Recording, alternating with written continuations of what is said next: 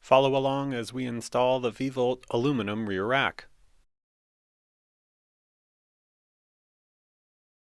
To begin, ensure your rack stay adjusters are loose and that your stays can slide within the adjusters. Use your 4mm hex wrench to loosen and remove the 2 bolts at your rear dropout in addition to the 2 bolts at your seat stay braze-ons. These are M5 bolts.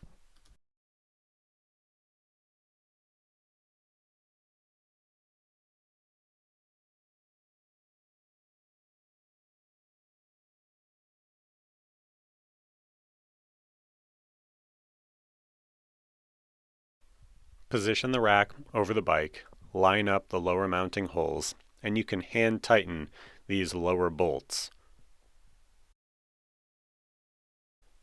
If you encounter any resistance while hand tightening these bolts, stop and make sure that the bolts are squared to the frame. They should thread in smoothly.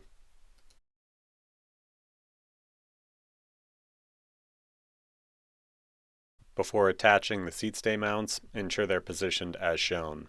These ones can be pretty easy to strip, so make sure that you are squaring the bolts, and if you encounter any resistance, stop. Ensuring that the bolts are squared to the frame and that they're threading in smoothly, you can attach your stays to the seat stay braze-ons.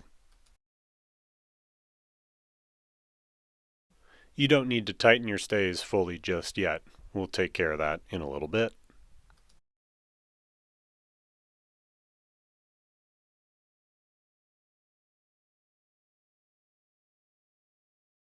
Level the top of the rack deck parallel to the ground or just slightly back to avoid your heels striking a pannier bag, and use your 10mm wrench to tighten the stays at the stay adjuster. Use your 4mm wrench to tighten those stay adjusters.